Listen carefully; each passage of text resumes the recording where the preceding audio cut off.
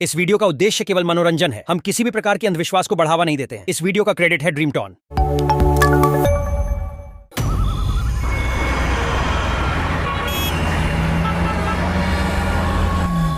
काफी रात हो चुकी थी और कुणाल अकेले ही ऑफिस से घर वापस आ रहा था।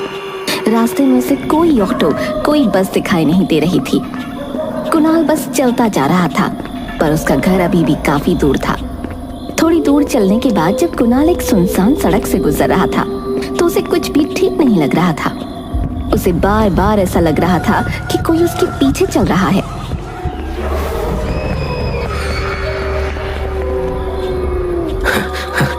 अरे, बार बार मुझे ऐसा क्यों लग रहा है जैसे मेरे पीछे कोई चल रहा हो।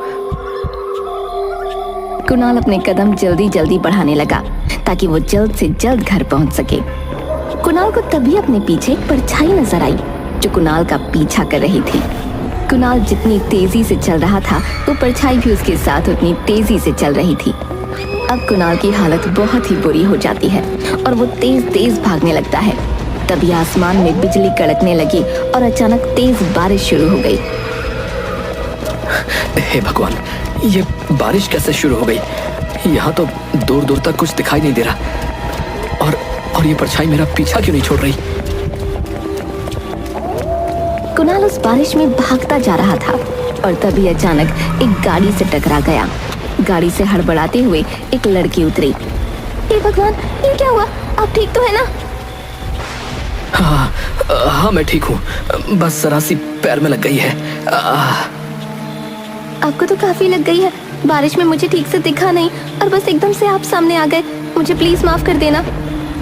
नहीं, कोई बात नहीं, गलती मेरी भी है। आप बताइए, आप कहाँ रहते हैं? मैं आपको आपके घर छोड़ देती हूँ। अरे नहीं, मैं खुद से चला जाऊंगा। देखिए, मेरी वजह से आपको लगी है। प्लीज बताइए, मैं आपको घर छोड़ दूंगी। कुणाल कंचन की गाड़ी में बैठ जाता है। उसके बाद वो सारी बात कंचन को बताता है, जिसे सुनकर कंचन की हालत खराब हो जाती है। हे भगवान, मुझे तो उसी रोड से होते हुए वापस जाना है। मैं अकेले इतनी रात में अब कैसे जा पाऊंगी? अगर आपको ऐतराज ना हो तो आज रात आप मेरे घर रुक सकती हो और सुबह चली जाना। वो रास्ता बहुत खतरनाक है। कंचन बहुत डरी हुई होती है। उसकी हिम्मत वापस जाने की नहीं होती। उसे कुणाल एक शरीफ लड़का लगता है, इसलिए वो उसके साथ उसके घर रुक जाती है। आप यहाँ बैठिए, मैं जरा कपड़े बदल कर आता हूँ। जी, कोई बात नहीं। कुणाल अपने कपड़े बदल कर आता है और देखता है कि कंचन भी थोड़ी भीगी हुई है और ठंड से कांप रही है। मैं आपके लिए कुछ पहनने को लेकर आता हूँ, ऐसे तो आप बीमार हो जाएंगी। कुणाल अंदर से एक नाइट सूट लेकर आता है और कंचन को दे देता है। कंचन उसे पहन लेती है। वैसे एक बात पूछूं? हाँ, क्यों नहीं, पूछिए ना। आप तो शायद यहाँ अकेले रहते हैं, तो फिर ये कपड़े? ओह, ये तो बस ऐसे ही मेरी एक दोस्त के हैं। एक दिन मेरे कुछ दोस्त आए थे, तो बस उसमें से ही किसी का रह गया था ये। अच्छा। रात को कुणाल और कंचन अलग अलग कमरे में सो जाते हैं। कुणाल जब गहरी नींद में होता है तो अचानक उसकी चादर कोई खींच देता है। कुणाल हड़बड़ा कर उठ जाता है।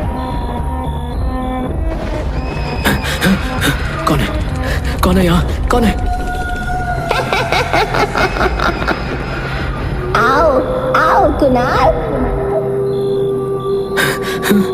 कौन है? सामने आओ, कौन है यहाँ?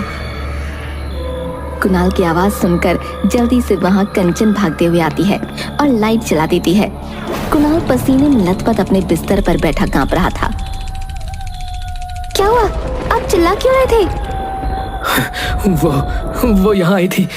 वो मुझे बुला रही थी। मेरे नाम से मुझे पुकार रही थी। पर कौन? कोई भी तो नहीं है यहाँ। नहीं है वो। तुम जाओ यहाँ से और जाकर सो जाओ।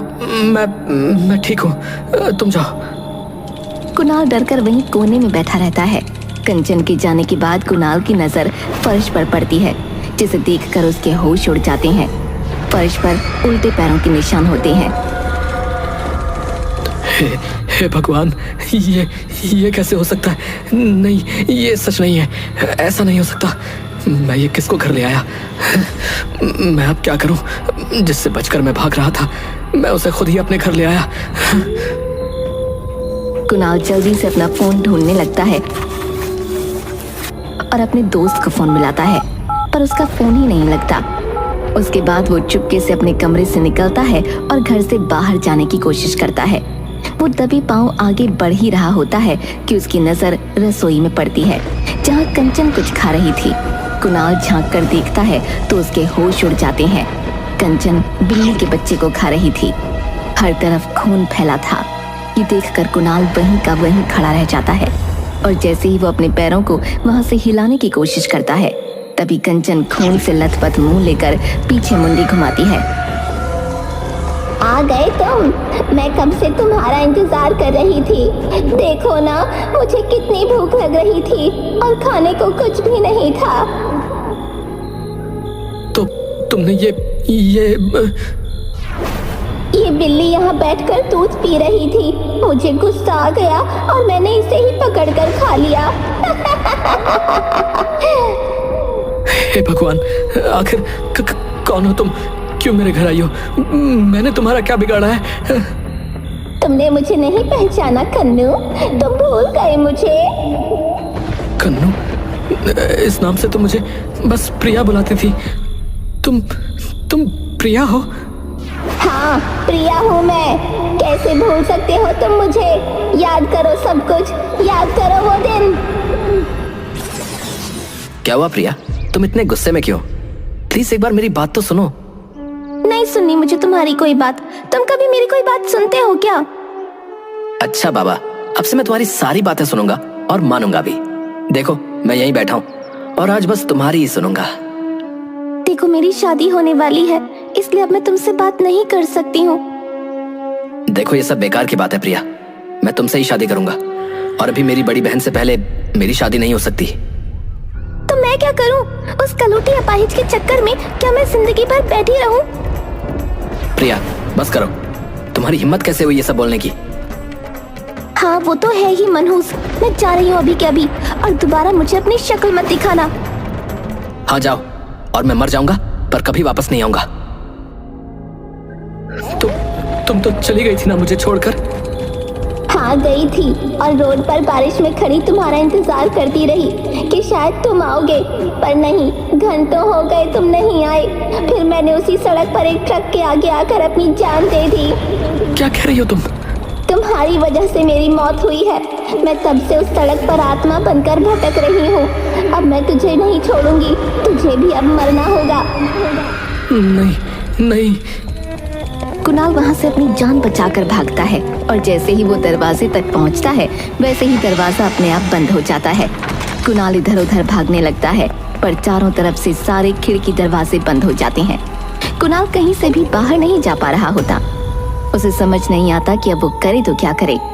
अब मैं तुझे यहाँ से जिंदा नहीं जाने दूंगी। कोई दरवाजा खोलो, कोई खोलो दरवाजा, बचाओ मुझे प्लीज, कोई मुझे बचाओ। बाहर से कोई दरवाजा नहीं खोलता और कंचन कुणाल की तरफ बढ़ती चली आ रही होती है। कुणाल उसके आगे हाथ जोड़ता है। मुझे छोड़ दो प्रिया, मेरी बात तो सुनो, मुझे छोड़ दो। प्रिया के सर पर खून सवार होता है। वो कुणाल की गर्दन पकड़ने ही वाली होती है कि तभी कुणाल वहां पर रखा फूलदान उसके सर पर दे मारता है। कंचन वहीं गिर जाती है और बेहोश हो जाती है। मुझे जल्दी कुछ करना होगा, पर मैं क्या करूं? कुणाल बाहर भागने का सोचता है, पर फिर अचानक उसका ध्यान कंचन के बैग पर पड़ता है।